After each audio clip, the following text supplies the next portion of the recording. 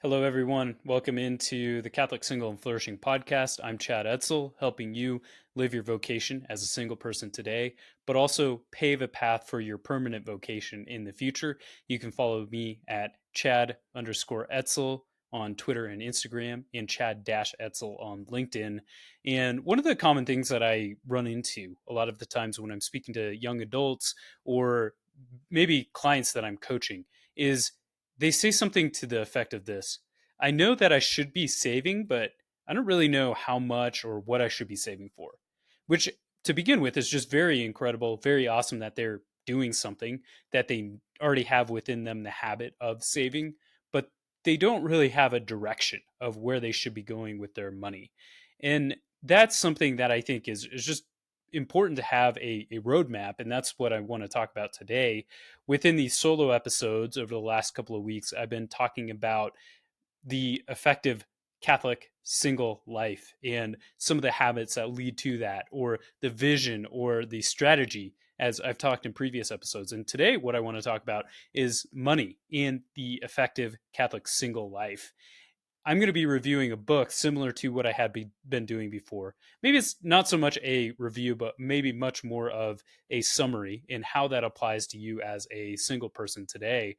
But today's episode, I'm going to be talking about The Total Money Makeover by Dave Ramsey. And this is similar to the episode I did earlier, where you can actually hear more of my story. I dive into some other angles of these concepts. In episode 25, it was 3 essential money tips for being an asset rather than a liability. And you can go check out that episode and check out my story from that. But this is something where Dave Ramsey, you might recognize the name. He's impacted millions. He's impacted me. He's a very key part of my own journey, my story. I'm going to be unpacking much more of his content within this particular episode. But what's really fascinating is it's not just about money, but a lot of times Dave Ramsey is able to bring in the scriptural components. How does money impact us on a spiritual level? He doesn't really go into it too much. He quotes scripture a lot, but I think he has a very good biblical basis for where things go. And especially when it comes to money, because one of the things that Jesus talks about the most in his teachings in the New Testament is money. Now, it might not be about money and what to do with money and how to do money in our modern world, but I think there's a lot where he talks about one cannot serve two masters. One cannot serve both God and mammon, and basically teaching us that we need to not be a servant to materialism and building wealth in this world, but ultimately serve God. But he also doesn't outright condemn money. And I think that's very important for us as Christians in today's day and age to remember, is that Jesus is teaching us how to see money, how to see worldly things, how to see worldly wealth in the way that we are called to in a gospel vision. But aside from that, the Total Money Makeover, it's more about practicals rather than a spiritual lens. I don't want to get too far into that. That's a whole nother show and a whole nother topic. I would recommend a book by Father Thomas Dubay, Happy Are You Poor? And he goes much more into the Catholic Christian vision of that and how we are called to use money in today's day and age in the modern world. And then along with that, there's another book. It's called The Legend of the Monk and the Merchant by Terry Felber. And that one goes more into the distinctions of what is our vocation? What is our call? What is God calling us to today? And how do we look at that through a sort of spiritual lens in that particular way? But aside from the spiritual principles, I want to give you much more of the practicals, which tends to be a lot more of my podcast episodes, is more on the practical side of things. But I want to start with the vision of why are we talking about finances in the first place? Because I found a lot of singles oftentimes just look at their lives and say, I'm managing and I can get by this month and I'm not having any catastrophic things. I'm good with finances. I don't really need to have a long-term plan or a long-term vision. And when I get married, I'll just take care of myself and figure things out then. But this is actually something that Dave often brings up in one of his rants. He talks about this quite often here, and I'm going to pull out the book here to share what he says. And he talks about marriage and how money is actually very important, very crucial to having a successful marriage. He says, The number one cause of divorce in America is money fights and money problems. Spouses don't know how to talk to each other about money. That's because most of the time the husband and the wife have totally different personalities and about everything, and that includes money. So, getting to this point that money is actually a big factor in terms of being able to be successful in marriage. One of the greatest ways to prepare for marriage is by learning how to master our finances today, especially as single people, especially before we intertwine our lives with others. Being able to get a control, get a handle over our money is one of the things that can pave our path towards our long-term permanent vocation. And maybe you've recognized that there's a theme here that's come up with previous episodes and this episode now, where every single one of us is in marriage prep, even if we are single. Marriage prep doesn't start when we get engaged, but marriage prep is now the habits, the character that we build along the way. And I've brought this up in numerous episodes of the podcast, but I think it's very, very important that number one, it's our character and our habits that we can learn to master now as single people, and especially as it relates to personal finances. And that's what this episode is about, being able to master those sorts of that sort of trajectory and those sorts of habits are going to get us on the trajectory of having a thriving marriage. There's a quote from Proverbs that I do want to share just to help us with this vision. And it says this. It's Proverbs 13:22. A good man leaves inheritance to his children's children. So even from a biblical perspective, we are seeing the call to leave an inheritance, leave a legacy, a financial legacy.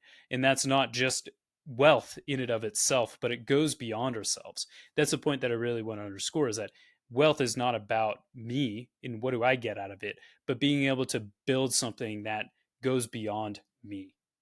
So where's Dave coming from? I think that this is an important part, and he starts off the book really in the first couple pages talking about his own story.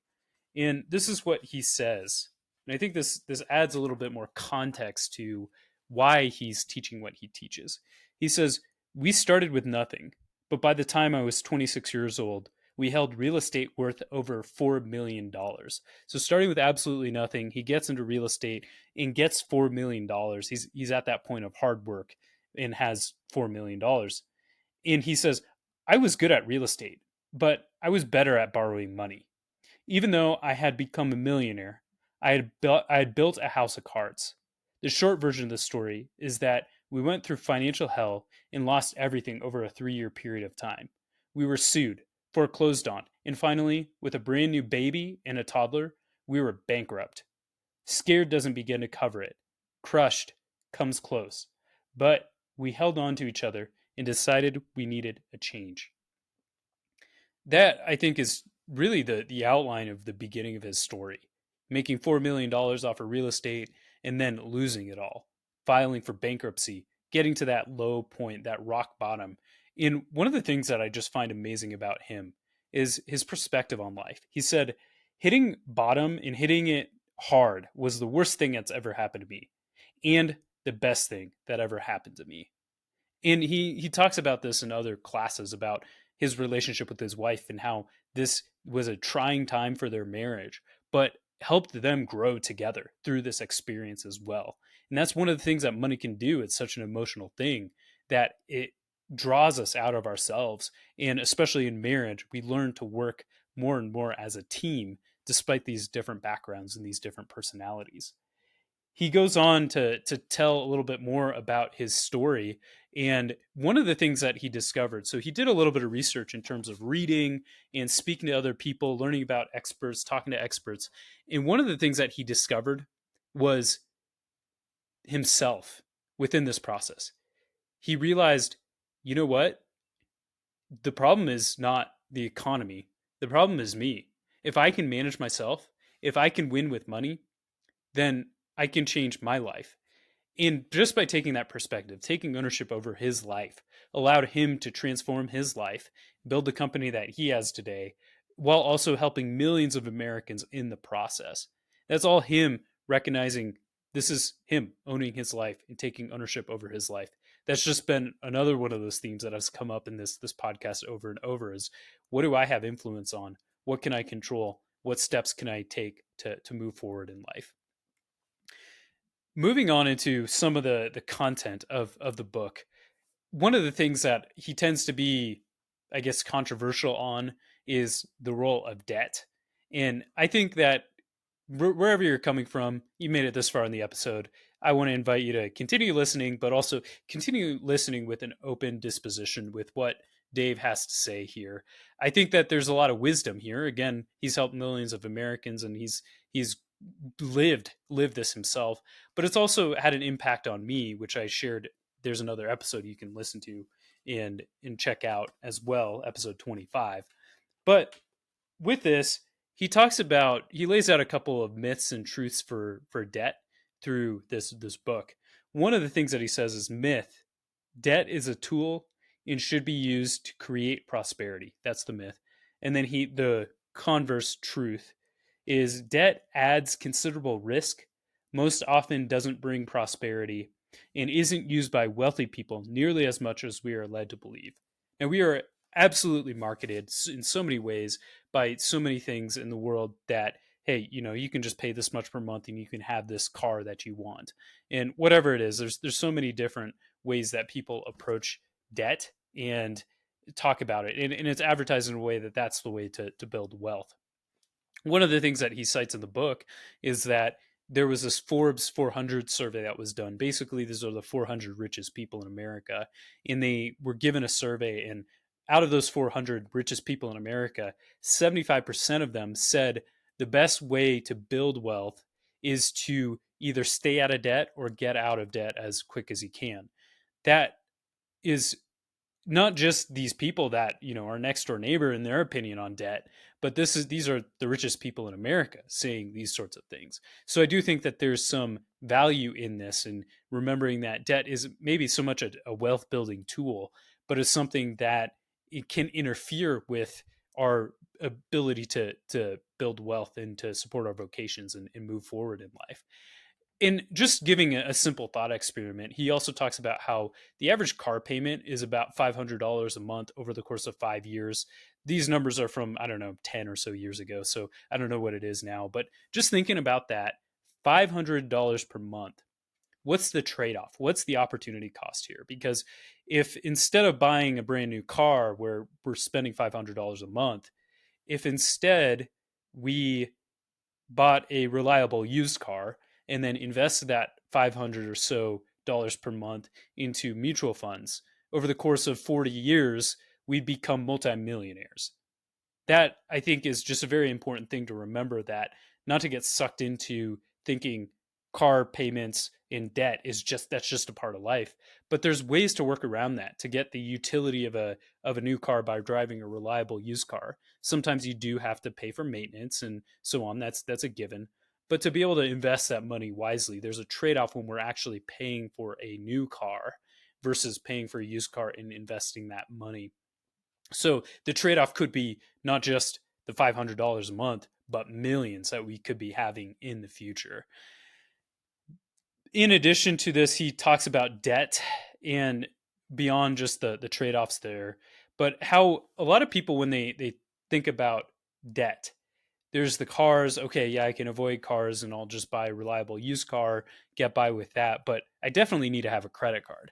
A lot of times that's a reasonable understanding of the world, because that's a lot of times what we're taught. We're told we need to build a credit score, which he talks about. He asks this question, and I'll ask this in coaching too. Well, why do you need to build a credit score? And a lot of times people are just kind of puzzled, because it's kind of like this first principle of modern financial health is to have a credit score. And they think, well, I guess it's so, I don't know, maybe one day I can buy a car or buy a house. And really it's to get a loan for a car, or get a loan for a house, because you can, if you have the money, just buy a car straight outright. But what's interesting is I like to flip this back to them, and this is what Dave oftentimes is, to show them that you're getting into debt so that you can get more debt, right? There's kind of this cycle, this debt cycle that can be destructive if we're not really evaluating and not really thinking about it. The that I think is an important thing of, well, what's the purpose of having the credit card to begin with? What's the purpose of the credit score? Seeing it in that light, it helps us to see, oh, this actually may be a cycle that doesn't actually help me in my long-term financial goals. Just as a side note, one of the things that Dave does allow in a certain extent is up to a 15-year fixed rate mortgage for buying a home, which he underscores is you don't even need a credit score for that. I think it's common for banks to use credit scores, but there's another process. It's called manual underwriting. I'm not going to get into that, what manual underwriting is too much, but essentially you show that you are financially healthy to banks that do this, where if you have no credit score, they're willing to lend you money to go buy a home because you are winning with money and you have the evidence to prove that. Not going to get too far into that, but the point here is that you don't even need a credit score to be able to get a loan from a bank. Beyond that, one of the things that I've found in terms of debt and credit cards in particular in my coaching is that one thing it does is it takes us away from the reality of our money. What I mean by that is that when we are using a credit card, we're actually using somebody else's money, and then sometimes even money that we don't have. But what we do when I coach somebody, a lot of times maybe they're in a couple $1,000s worth of debt, as I tell them, hey, either cut up your credit card or just stick it in a drawer. This is less of an extreme measure. Stick it in a drawer, stick it in your freezer or whatever. Put it aside for a moment because we really need to work on getting out of debt, and it's hard to really dig yourself out of a hole. So just by putting that aside, focus on knocking down that debt is really an important first step for being able to gain financial freedom and financial mastery. But the thing that has helped is what I said earlier about living in reality, using your money instead of somebody else's. It helps you grasp a better understanding of what your life situation is and what your money situation is instead of just spending, putting something on credit, worrying about it later. But what that does is living in reality, it gives you much more tangibility to your budget. You're much more able to track where your money is going because the basics of budgeting are you list your income, you list your expenses, and then from there, you're figuring out how much am I spending, how much am I saving, and so on. But what credit does is it adds another step in that process. So it's you have to figure out, well, okay, I'm using credit and then that factors into the expenses, but I have to take my income and I have to pay off the credit card. It just adds another dynamic. And so especially when I'm coaching, it helps if we set that credit card aside and we just go to the basics. We go back to the basics of income and expenses, which that leads us into the 7 baby steps. I'm not going to spend too much time on this, but the before getting into the steps, there's those budgeting basics that I want to mention. The key of these 7 steps, we need to know those basics of budgeting, as I mentioned just now, of the income versus the expenses. It's our income, our savings, and then what are our expenses? What are our debts? What do we need to be paying off? One thing that I'd like to highlight, and they've been talking about this a lot more with on the Dave Ramsey podcast, but the whole concept of income minus expenses is your margin. And if you have a negative margin, it means you have more expenses than you do have in your monthly income. And and you have to change that equation some way to balance it out. But I think what's very important is to remember that margin, having a positive margin, your income is greater than your expenses. With that positive margin, it allows you to move through the baby steps, through the financial plan that is outlined for you. And going back to what my friend said earlier that I mentioned at the beginning of the show, I have savings, but I don't really know what the savings are for or where to put them. The baby steps are very, very helpful for outlining a plan like this. So, baby step number 1, save $1,000 for a starter emergency fund. This one is not a full emergency fund, but just gets you going in the right direction because a lot of times people are afraid to give up the credit cards just in case there's an emergency. So the alternator goes out on a car. That's $500 or $600 to fix. Well, if I don't have $1,000 in as a savings emergency fund, then I'm going to be tempted to use the credit card to fix the car. But if I do have $1,000 saved up, then I can get that fixed because that's what that is for to begin with. Step number 2 is a debt snowball. So once you have that $1,000 saved in your bank account, start paying off all your debts. Dave Ramsey recommends paying off the smallest owed debt, whatever the balance the smallest is.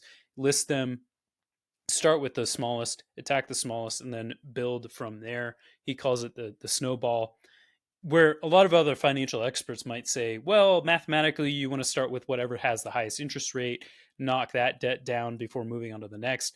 On a financial level, that makes the most sense. But what Dave has learned over time is it's about momentum and about financial peace. It isn't so much about the mathematics, because what keeps you going is that momentum. Paying off one debt, seeing the difference there, and paying off the next debt, and so on. Just getting momentum in that way helps you to continue on that path to financial freedom.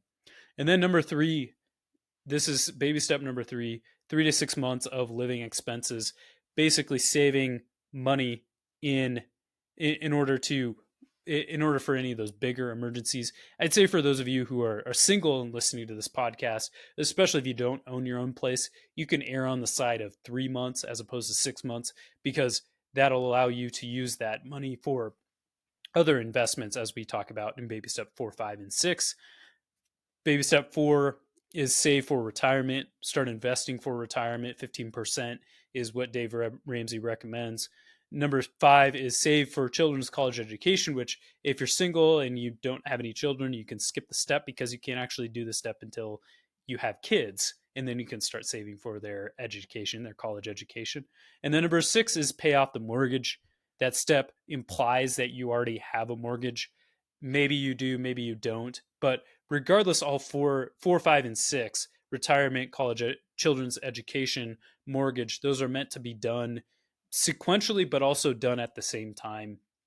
One of the things that he recommends for those of you who don't have homes is baby step 3B, which he says save for a down payment on a home. So save for a down payment on a home. Maybe you have no money now, and your goal is to, in 5 years, save $60,000 to put a down payment on a home.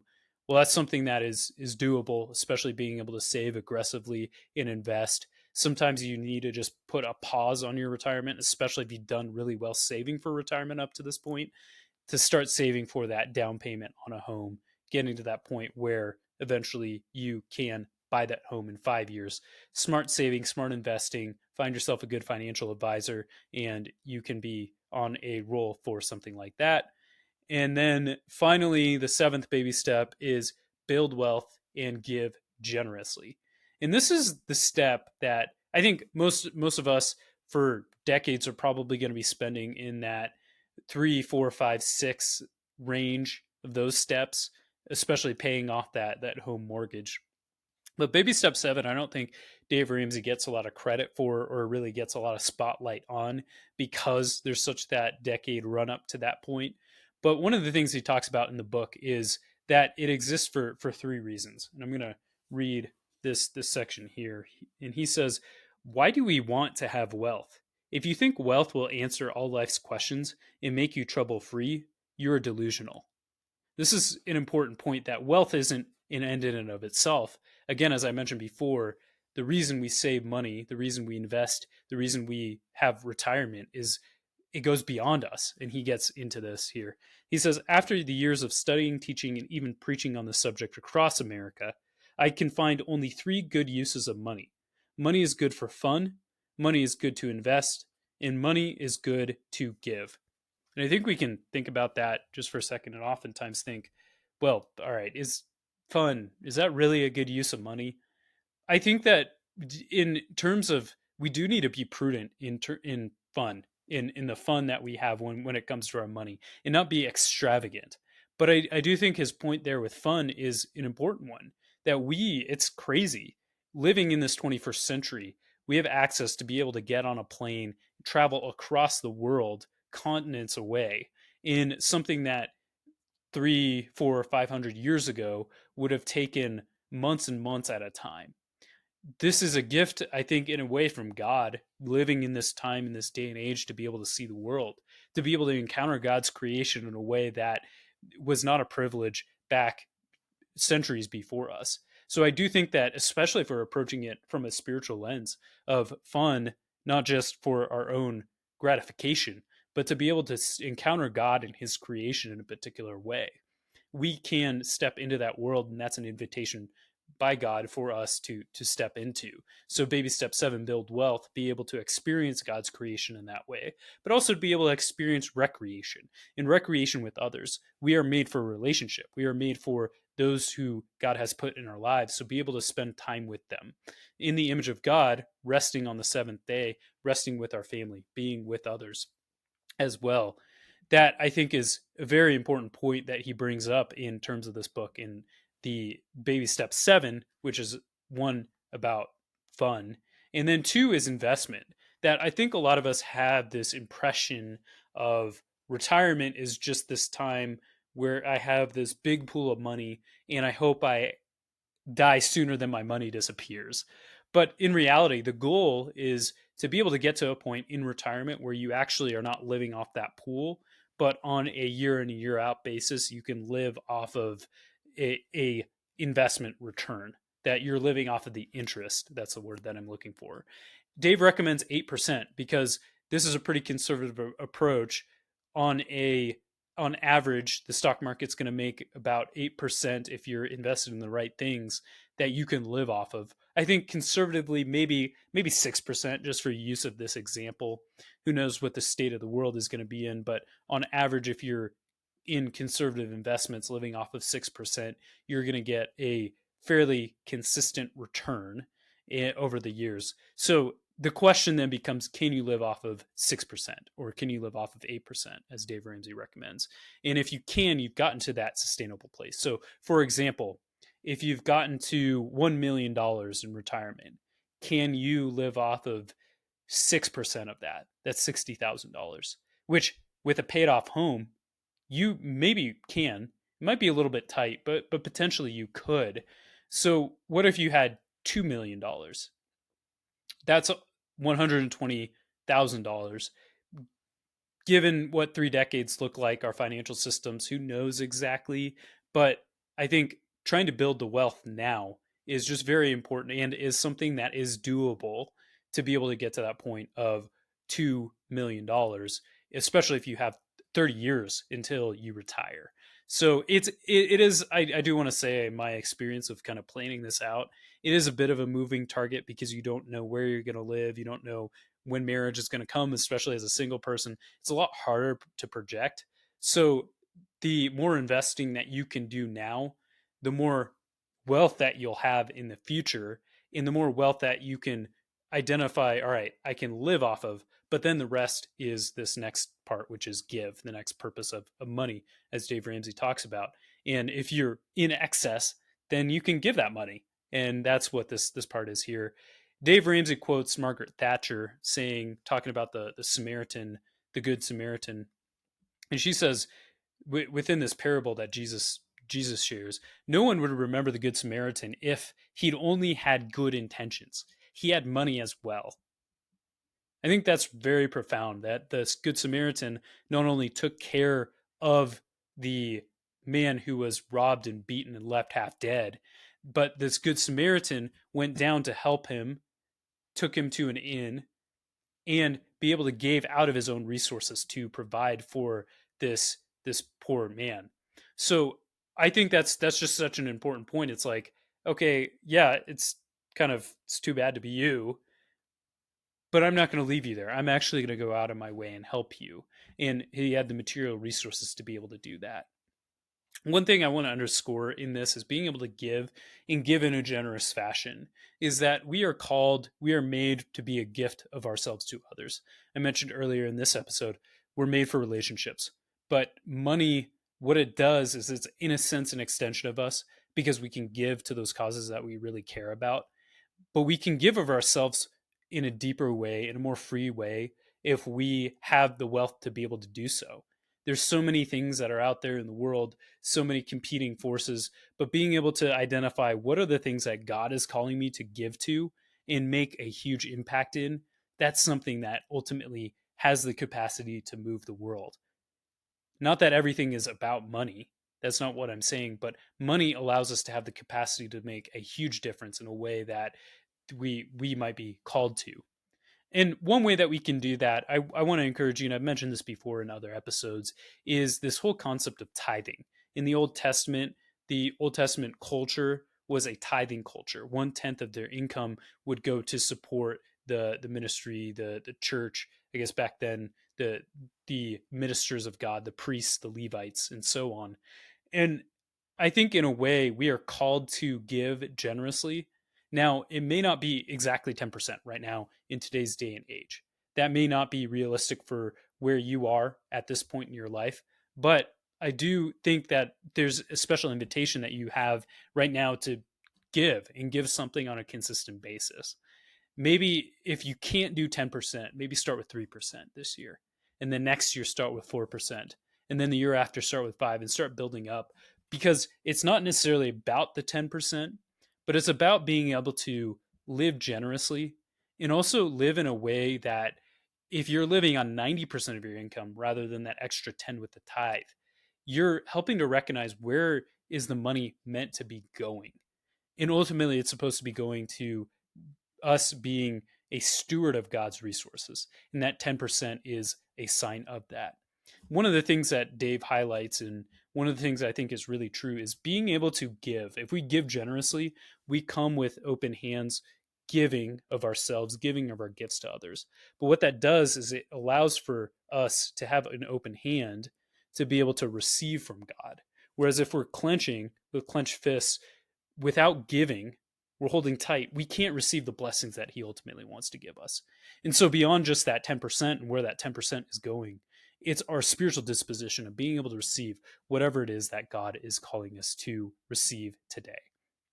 So that gives you an idea, quick rundown of the total money makeover and understanding, breaking through some of the myths around debt, the 7 baby steps, and then the importance of baby step 7, where we're getting to that point of living fun, investing, and giving to encounter God and his creation and the spiritual blessings that he has for us.